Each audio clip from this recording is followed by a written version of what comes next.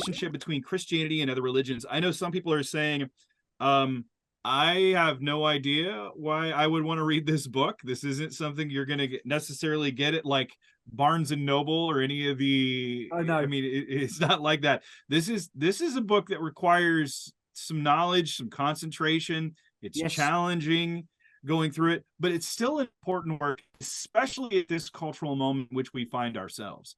Yeah. Why is this book so important? So important, matter of fact, that you would write an introduction to a book of a man who's been dead since 1964. Sure. I mean, well, look, firstly, and I say this at the beginning, in some ways the book preserved my spiritual sanity. So I was just started as an undergraduate theology and religious studies student at a very mainstream secular university.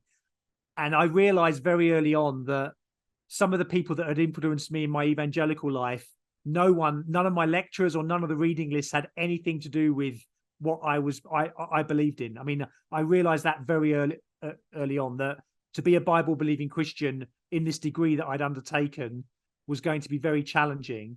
And so I staggered into the main university library, and I couldn't, on the shelves again, I couldn't find anything that I would have anything in common with people. But then I think it was the Scottish Bulletin of Evangelical Theology. They'd reprinted one of the chapters from this book, which I'll talk about in a minute, Church Between Temple and Mosque. And yeah, it was just a lifeline, because it was Bavinck was talking about Romans 1, talking about how we know and don't know God, how using Calvin's term that our minds have become a factory of idols. And all of a sudden, I realized, here is someone who actually did engage. So coming across that chapter, and then I realized it was part of a bigger book called The Church Between Temple and Mosque. Now, what's interesting is that these were published only after they're posthumous. So they were only published as lectures after Bavinck had died.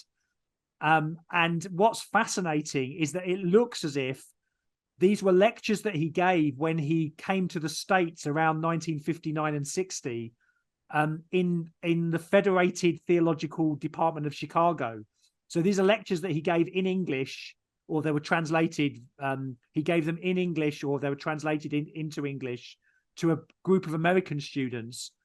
And what's fascinating is at that time in the 1960s, the one of the most famous scholars of religion in the world was a Romanian scholar called Mircea Eliade, and he's very, very famous.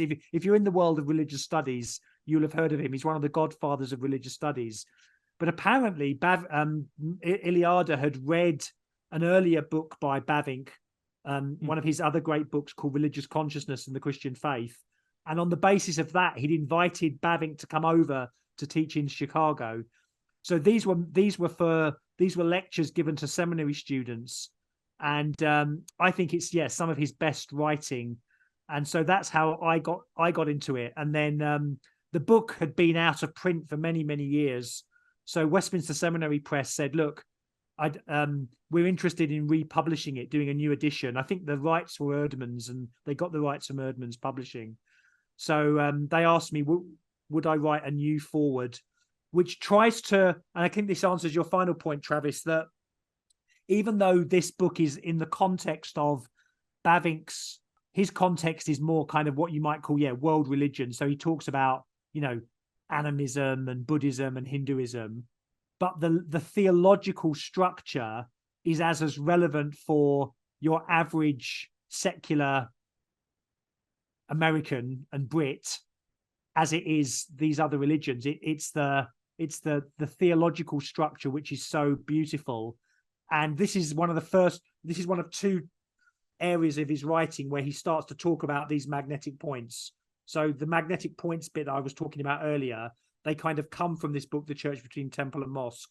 So that's why everyone should read this book, because it's as relevant for, as I say at the end, something like, the church between temple and mosque, or between the Amazon warehouse and the internet provider. It's as relevant, because the anthropology, the theological anthropology, what the Bible says about human beings, is exactly the same, even though Bavinck was writing this and lecturing this in the late 1950s.